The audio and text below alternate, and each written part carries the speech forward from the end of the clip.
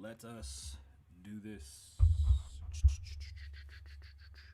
It's Friday. I should not do an hour and a half, or my nose, an hour and a half today. I really don't think it's a good idea to start that whole hour and a half push. Oh, okay. So the show starts now instead of how I used to record, even though I'm still recording for future reference, because as of right now, when I upload to Spotify, that's the pod that you hear, or the audio pod that you'll hear everywhere. So, Spotify, here we are. We are on Spotify. No, we're not live on Spotify. We will be switching up how the intro starts, just because it's this is like direct to consumer. We're right there. But welcome back to the Kasabian Lavoe Show. Thank you for being here. If this is your first time here and you're watching live, hit the like button on YouTube, hit the follow button on Facebook. If you're on Twitch, hit the Twitch button on Twitch, whatever that is. We are streaming the Division 2 now. So me, Gilly, George, and a few of our other buddies will be running that, so you can watch us stream that. The radio show, because we are now on Spotify with our video, our radio show will finally be in studio and with video. It won't just be me talking over the phone. It was so difficult to run the radio show that way because we had guests and people were here, and like, how dope would it have been to have seen me have my mom on as a guest, and we got to talk about hip hop and music and just things in general. I think that was pretty dope. But now, Spotify is giving us this opportunity, and we got to take advantage of it. We're going to run through the door, wave in the fofo, you know what I'm saying? And because the show starts this way, it throws me off. And this does kind of mess up everything. I'll figure it out. Even if we got to double bang it, I don't know. You know what the real problem is too, is that they don't allow us to upload the music, especially on the video. So that's a pain in the ass. I'm still recording it, and I'll double post. Fuck it. I really don't care. We'll see how it goes. Thank y'all for being here. If this is your first time again, and if this is your first time and you're not watching live, rate us on Spotify, right? 5-star rate us. I'm still new here. What's up, Spotify? We did it. Like, give us a rating on Spotify. Let us know how we're doing. Today's show should be kind of quick. I want to talk about next week's shows because I was setting up for next week, and I kind of got caught up working on next week's show, and today's show is going to be a little because it's been a real dicky week. So we're going to top off this dicky week with some more dick stuff. Pause. But next week, we'll talk about Web3. I think we should start chit-chatting about Web3. Next week, we'll also be talking about, remember Coney 2012? We're going to talk about Coney 2012. We're going to talk about Snow the Bluff. And I got one more. I'm just debating on when I'll announce that one. The Friday one will be like the one that we'll bust out. But next week is just going to be a fun Netflix millennial week for all of us. And I think that'll be dope. We'll be talking about some dude things that maybe y'all should know, since we've seen so many male parts this week. Might as well let's just dive into the manosphere and the man world and break down what all that really means. This is my new Pam doll, by the way. These are exclusive. Do I have to do the hand thing? No. These are exclusive at Walmart through Peacock. And Pam is awesome. Pam has a Dundee for having the whitest shoes, because she has the whitest shoes, the shoe award. Shout out to Pam. Pam Beasley. I love Pam. I love The Office. That's my my happy show. I watch it all the time because I'm a psychopath, and that makes me feel comfortable. We'll be talking about DaBaby. I think DaBaby's the topic of everybody's discussion. I'm trying to position the microphone right. I'm sorry. We're talking about what happened with him and Danny Lay's brother, his brother-in-law, out of all fucking people, at a bowling alley. And if you haven't seen the video, I implore you to go check out the video and then come back, and we'll definitely talk about that. Is Hillary Clinton trying to make a run for office again? We'll be talking about it. Also, we'll be talking about these two, I guess they were just influencers who were dying to be famous, and now they are for, I mean, can you say laundering $5 billion makes you famous? Infamous, right? Infamous. I think they're infamous. Definitely. I got to give the disclaimer. I don't know how I'm going to upload this, but at the same, I would hate to upload two versions of the show. I really don't want to, but I guess we have to until we figure it out, because y'all got to hear the music. Well, it don't matter for this week's show. We'll figure it out next week. So even if we got to get strikes on YouTube and Facebook just to make the Spotify one take off, I'm down. I'm super down. We'll talk about the convoy that's going on with the truckers, and can it risk the NFL's Super Bowl weekend? It just might. What started in Canada has now expanded and all over the world. Why? Because truckers run the world. If you didn't know, you got to put some respect on their name. Also, we'll be talking about the surge. If you have not been paying attention, if you are in the market to buying a new home, it is a very difficult time. And as a former realtor, now I'm a referral agent, I can help you with that. But as of right now, looking for a new home is very, very difficult. And mortgage rates have jumped up. Huge jump in mortgage rates overnight. And it's not going to slow down. Let's get to today's show. I don't got no jokes. Oh, yeah, I got one joke. There was no accident. If you saw what you saw this week, you chose to see that. You went out of your way, and that's what's corny about it, because it's gross. And, of course, we got to start today's show with Snoop, Dre, Still Dre. I can't wait to see them this weekend. This is going to be dope. Let's get into it, y'all. I can't play. I don't want to get kicked. Oh, for sure. Check me out one time. It's Still Dre Day. AK. Somebody's at home screaming the lyrics right now. Still. Man, we bike. Hey. They say rap's changed. If you ain't up on things. Still. What? With a cut from the crease. It's Kasabian. Kasabian Lavoe 1. It's ignorant. It's Kasabian. Welcome back to the Kasabian Lavoe Show. My name is Kasabian Lavoe, and I'll be your host behind the microphone with talent on loan from God. Yes, it's borrowed. Once I'm gone, I'm gone. Thank you for being here. Welcome back to the show that nobody ever watches. Welcome to beautiful Las Vegas, where the weather is hot as shit, and I have to adjust. I was wearing a cardigan, and I had to change because it was hot.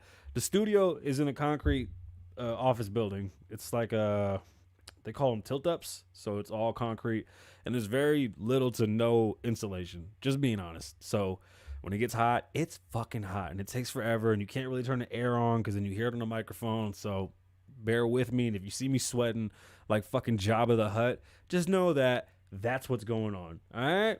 How y'all doing? Welcome back.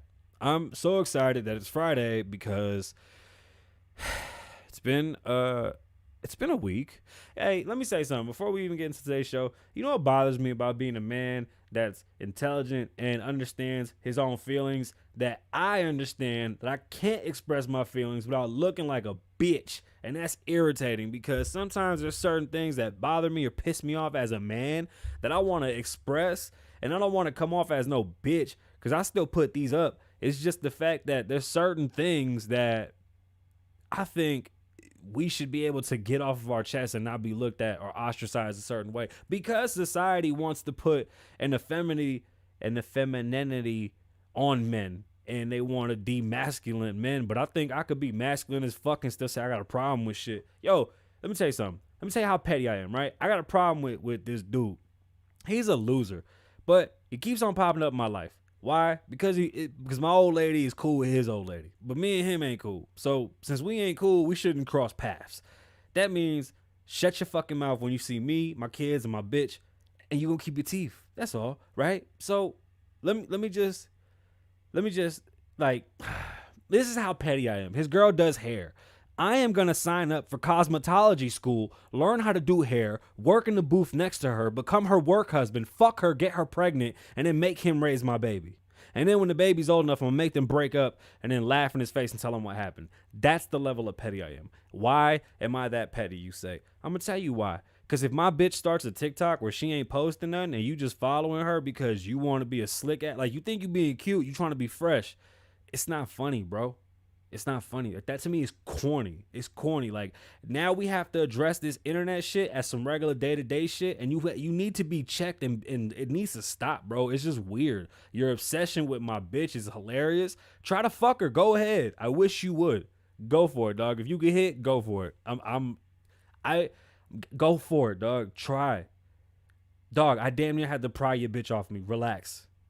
All right, that's all. For real, dog. I just don't want to look like no bitch because I feel some type of way. And you know what?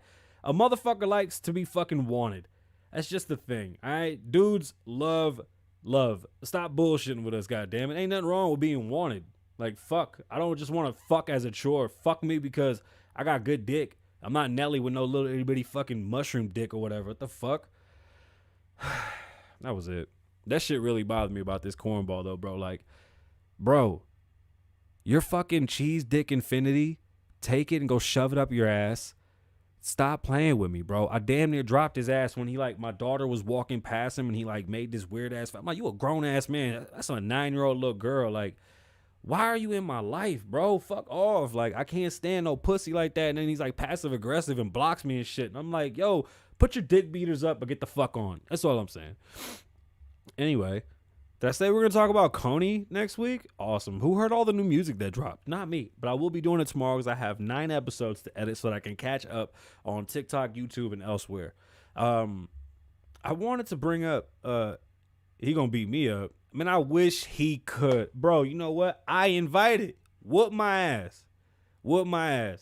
I hold a grudge. I am Puerto Rican and I'm from the Bronx. Do you understand the grudge that I hold? So it'd be in his best interest to just whoop my ass because that might stop me.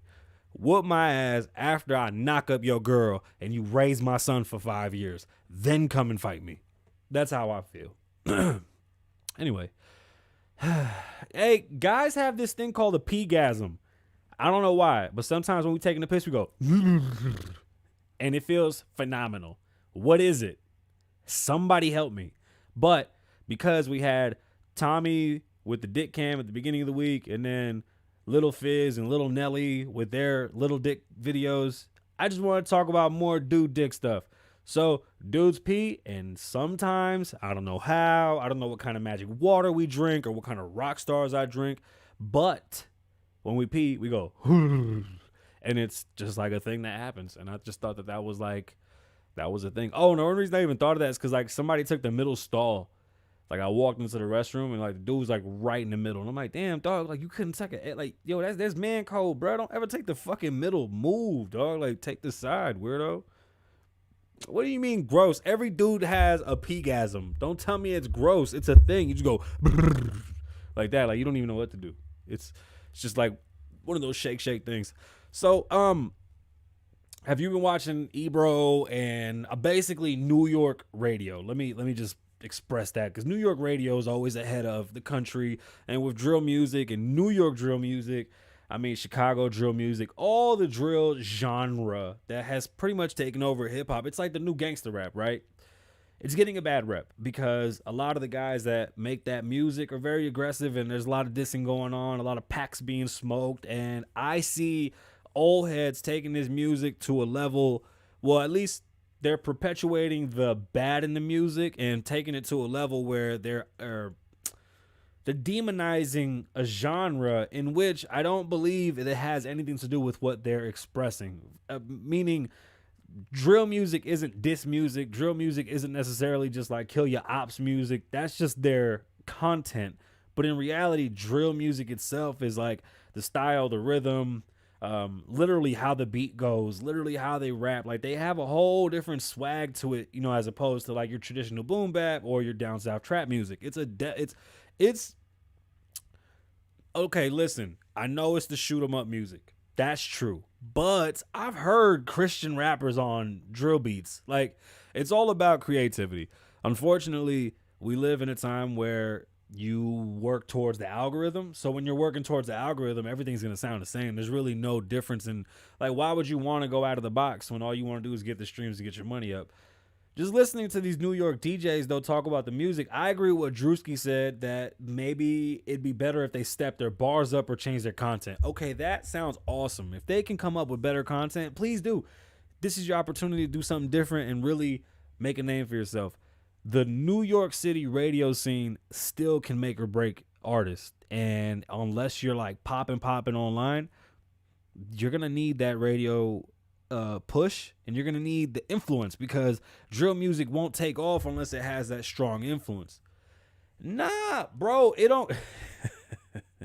He said, I don't want to hear no happy hold my hand shit.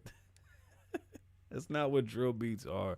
I just don't want the demonization of the music. It happens in hip hop so often, and you're not allowed to tell your life stories anywhere. Every time you tell a story, it's always something evil. Yes, you can tell a story and not live that story, but unfortunately there's too many depths behind it. And because we have the internet, it just makes everything so close, right?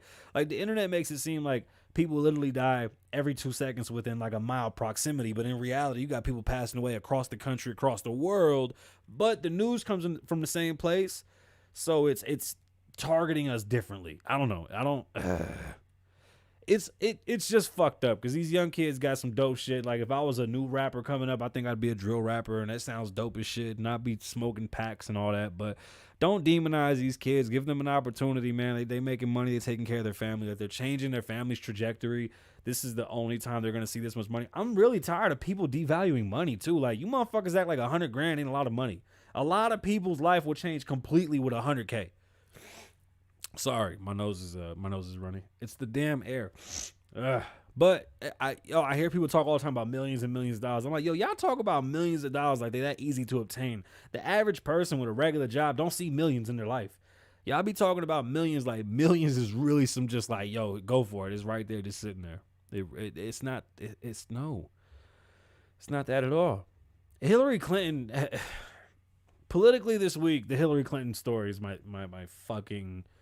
I've been reading these articles on Hillary, and they make it seem as if this is her time. And, you know, you let the news tell it, and this kind of brings me into my my other story, too, my CNN being trusted story. I think the CNN being trusted story, that one's at the end, and why they haven't been trusted. It's towards the middle.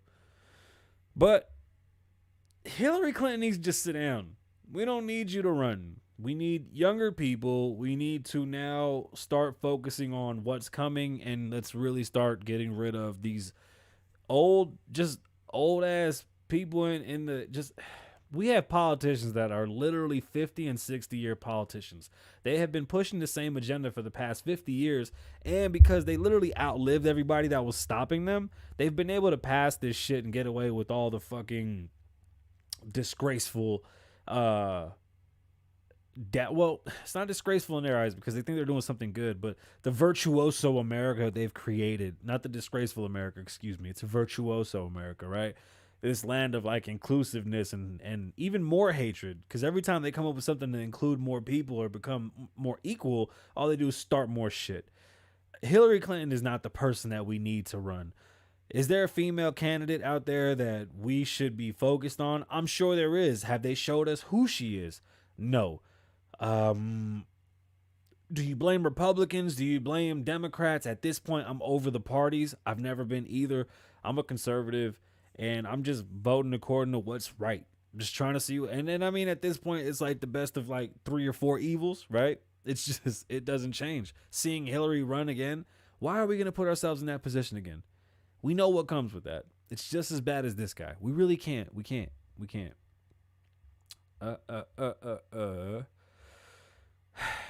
DaBaby. Oh man. And okay. This one was funny. It's not funny. So, if you don't have the internet, DaniLeigh is the baby mother of rapper DaBaby, or DaBaby. Used to be known as DaBaby Jesus. They had a live spat, okay? They hid their relationship for a long time, and then they came out and they told a lot of people that, no, I don't think they ever really came public. He was hiding her, DaBaby. Then she did that song where she dissed his baby moms. We even had an episode where I had somebody call in and we talked about colorism because of the song was that he likes light-skinned women, and her, you know, her point was that she's the light-skinned woman that he likes. All I said was you can have a preference, and me being a light-skinned Puerto Rican, I wouldn't sit here and make a song called Chocolate Daddy. Like, that's just weird. So I can't be mad at DaniLeigh for creating a song about herself that describes herself and her man. They had a baby since then, and after having that baby, they had a spat on live that was fucking gross. Not okay. You shouldn't do that on live, but I get it. He was doing it for his safety. Sure. I can't participate in no shit like that. That is the craziest shit I have ever seen. It really was. DaniLeigh's brother was in a car accident, but he went on live the next day or that same day and told DaBaby, bro, when I see you, we gonna catch these hands. One-on-one, we gonna fade. Sound good. He said all the right street shit to really make it seem as if he was gonna take care of business. Apparently DaBaby was having a party at a bowling alley over there in California. He was having a good old time hanging out, doing his thing. DaniLeigh's brother pops up to the bowling alley. He's dolo. He, comes aggressive. He got to Baby and gets in his face, and Baby's smoking, having a good time. And, things pop off. And I'm not going to throw this on DaBaby. But homeboy running in there doing what he did was probably one of the wildest fucking things I've ever seen. First and foremost, don't ever run up on somebody that got all their homies, bro. All their homies. That's not gangster. I got punched in the face one time so hard, I walked away from the fight. There's no need in you hitting me again. I understand how hard you can hit. Fuck that. I'm not just going to get beat up for free. Bro, you cannot go and square up. First off, he ran up on him and had his hands down. I know it's video. I can't describe what happened. I ain't no snitch. But let's just say that he caught one right in the mouth and then went sliding down like a fucking bowling ball. Now, they ain't whoop his ass like they really should have. All that grabbing hair shit and slapping him around shit, that was funny, but that wasn't no ass whooping. They wasn't like they beat the shit out of him like C-Mac. Like, he ain't get DP'd or nothing. Like, and it wasn't no fair fight, but we ain't fair fighting if you run up on me. It's not a thing. Their relationship that DaniLeigh projects with her baby father is very estranged and almost comical, almost written, almost movie-like. It just doesn't really... It doesn't make sense to me as to why you would keep putting yourself in that position, right? It's almost like now she's just the fucking butt of jokes and she's just a clown. Like, she just comes out, does some stupid shit. This shit don't look good. Like, your brother getting dragged around a bowling alley like a fucking ragdoll. They kept on showing the meme of, I think it was Madeline or is it Matilda? Where that big old buff-ass teacher grabbed Matilda and swung her ass around in circles and shit. Just went, ah. That's what they look like, bro. They grabbed him by his braids and just dragged his ass up and down the lanes. Why would you want to do that to yourself? There's no point. You didn't prove anything. You're not gangster for doing that. That shit did not look gangster at all. It looked mad regular. Like, if anything, it looked like what it looked like. It looked like you went in there and got the shit beat out of you, and then you got on live afterwards and said all the same gangster shit that you said before that did nothing for you. It just doesn't make any sense. All right, let's get into today's show. Topics, not the side topics, and talk about what's going on with Dave Chapelle. Dave Chapelle lives in Ohio. Dave Chapelle is very hands-on with his community. Dave Chapelle loves where he lives, and he has a lot of input with what's going on because he provides a lot of work in said community. And he is been outspoken more than one time when it comes to the things that are going on in the city. The city of Ohio, Yellow Springs, is having city meetings about a development that they're going to make, a development project that they're in the works of getting started, in which it was supposed to have affordable housing involved in it. It's like a master plan. So it's going to be a mix of just houses, townhomes, multifamilies, single families, things of that nature. But the incentive, or one of the selling perks, or one of the perks for the city, would be that there's going to be affordable housing within that division.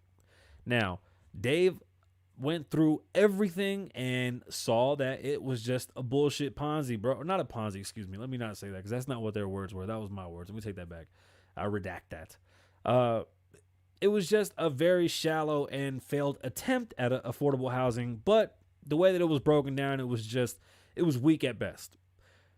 Dave wants to keep the money within the neighborhood. Dave would rather keep it to be more driven for the city, with the city, and not have an outside entity come in and affect the city. One of the biggest issues with affordable housing that I've come to learn is that the builder can't necessarily do anything about affordable housing. That's not a thing. The biggest fuck up in affordable housing that I've ever seen is that affordable housing should help. It doesn't. It's usually a pain in the ass. It brings down property values. Why does it bring down property values? Because they build tiny homes in the wrong neighborhoods. Most people that need affordable housing have kids, a lot of kids. Usually they need like a 4-bedroom, 2 or 3 car garage. Now, the banking system can make it so that you can afford that size house, and it's affordable according to you. That's it.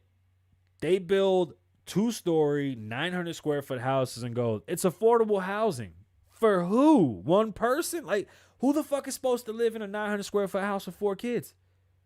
There's nothing affordable about that. Dave Chappelle's a very smart, intelligent man, and saw that this affordable housing clause, or whatever they were going to put in this division, was bullshit, and he just doesn't approve of it, and it should be looked at. That's a big deal.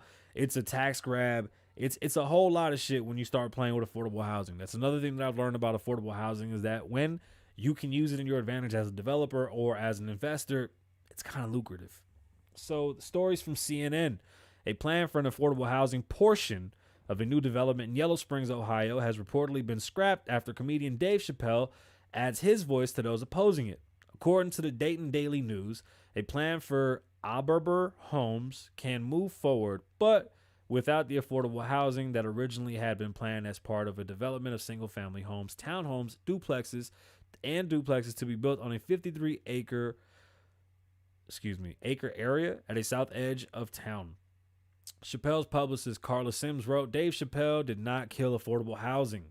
Concerned residents and responding village council killed a half-baked plan which never actually offered affordable housing. It's usually the case when it comes to this. They just build small-ass houses, and then they pretty much phase those that need it out of it, and they just give it to people that really won't benefit from it because they're too small. It just doesn't add up. Chappelle questioned why the council would support a housing plan while it kicked out a $65 million a year company. Dave Chapelle said, I cannot believe you would make me audition for you. Stern. Chapelle said, you look like clowns, and I'm not bluffing.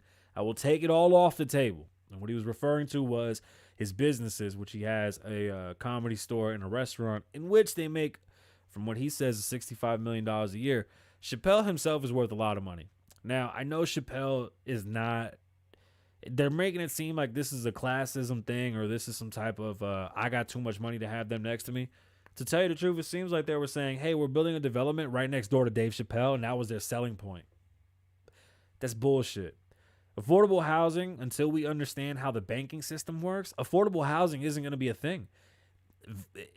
it's unfortunate that we're in the position that we're in, but if we're going to do affordable housing, it has to be done right. And making them small houses and making it cheaper doesn't help anybody. It won't help. Sorry, it just won't help. Dave Chapelle did not kill affordable housing. They just got rid of it in that neighborhood because, again, it's a tax grab. Like, when they build affordable housing, there's incentives. There's a lot of incentives with affordable housing, HUD, or highly dense neighborhoods. There's a shitload of kickbacks. And if they see that that was not going to be something that was good for the neighborhood, for the community, for the people, especially because Dave is so one with his community. He walks the neighborhoods. Like, Dave Chappelle's a part of that community. He definitely has a voice, and he's not the play. It was a little fucking irritating that when he said, "Hi, my name's Dave Chapelle," some people in the audience were like, it's not a comedy show, bro. He was being serious. And be proud that Dave Chapelle took the time to go down there and make his voice heard. That is, I mean, who else is doing that? I think Dave is very honorable for what he does. My nose is terribly fucking stuffed because of the air. So these two influencers were trying to be famous. How? By getting into crypto. But things went really bad. Heather Morgan, the stories from Vice. Heather Morgan and her boyfriend, or husband, Lichtenstein. That's his, I don't know his first name. It looks crazy. Wanted to be famous. Now, after being accused of laundering billions of dollars in crypto, they are. I'm in shock, said Coleman, a New York-based photographer and artist. The day after Heather Morgan and... Why are they giving me her fucking middle name? Why are we doing this? Y'all know I read everything. I'm like Anchorman. Heather Morgan was arrested. She was a great person. The two had been friends for nearly 5 years. He remembered that she would bring him bags of pecans from her grandmother's tree and was passionate about making sure that her friends were treated for coronavirus. What? Would she take him in the convoy? Maybe it's a typo. Okay. Earlier this week, federal prosecutors accused Morgan, 31, and her husband, 34, of conspiring to launder around $5 billion in stolen Bitcoin. $5 billion in stolen Bitcoin. That doesn't make you famous. One, it makes you a dick for stealing people's money. And then two, you're just going to rot in jail and we'll never talk about you again. Crime don't pay, especially on the internet. I love how they try to make it seem as if crypto and NFTs and all these new currencies are so evil and bad and used for all these illegal activities. The dollar is the most currency used for illegal activities.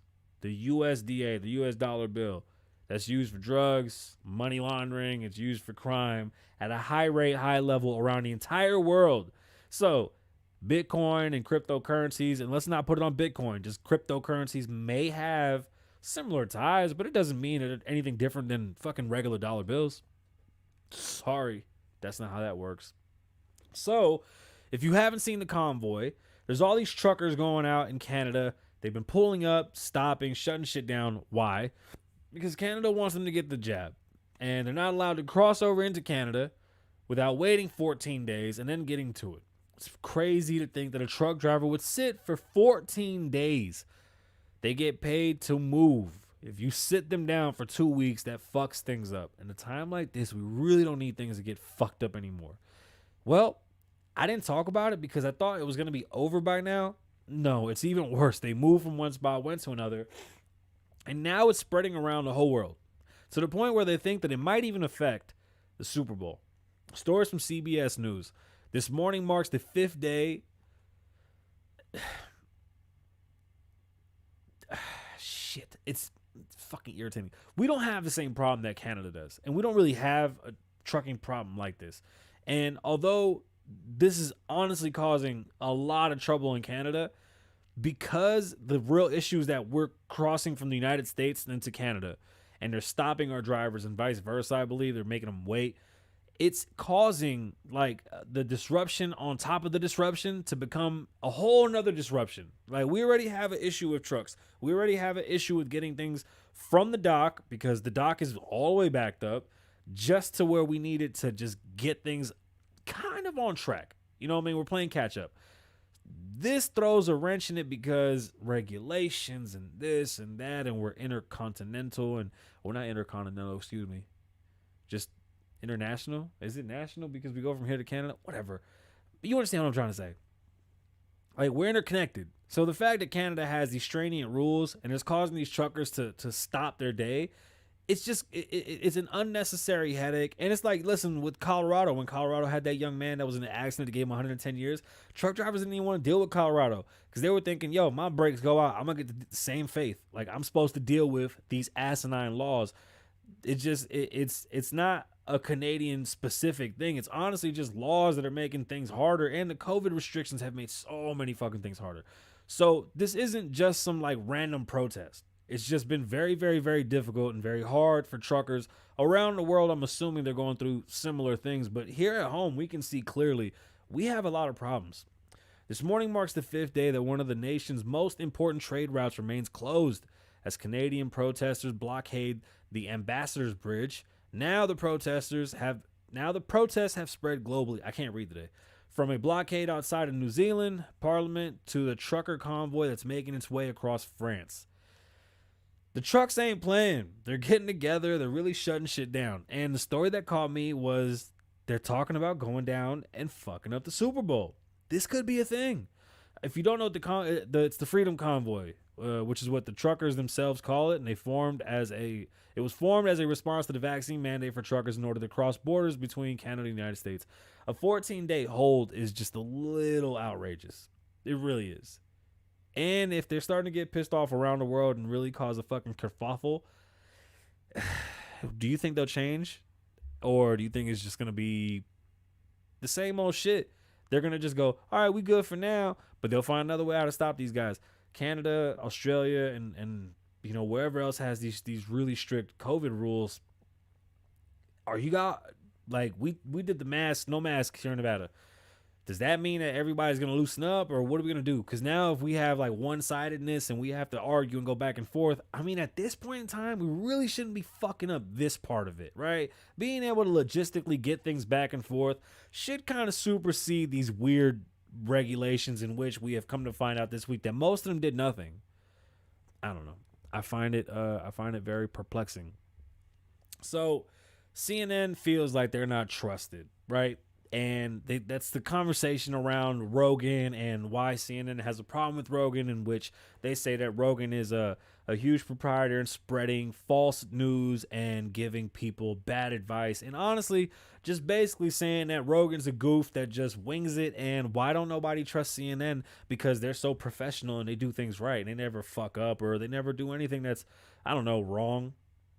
Right? They're just so perfect, right? It's beyond me that they don't see their fuck up, but that's okay. Maybe they won't see it because they're in it. Now, there was one thing that I remembered about CNN that kind of caught me off guard. And I don't know if you knew this, but I wanted to bring this to y'all attention. CNN had a contract with airports in which they were on all TVs in all airports. The thing about that is, internationally, that's very powerful, because if people are just coming into America and they're cruising from east to west coast, 9 times out of 10 they were going to see a CNN driven story, very one-sided. We know they're not objective at all. They're just literally just spewing out whatever they want to make sure that it fits their narrative, and then they wonder why people can't trust them. So a couple years ago, I found out about this contract with the airports, and I went, wow, that gives you a lot of power, because people believe anything they hear on TV. But last year, CNN announced, the story actually comes from a website, airportxnews.com. CNN announced several months ago that it was shutting down the CNN Airport Network on March 31st, 2021.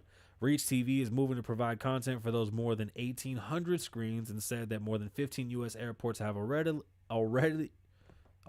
agreed to terms, adding that other airports have contracts pending March 25th, 2021. After that point, now you get diversity.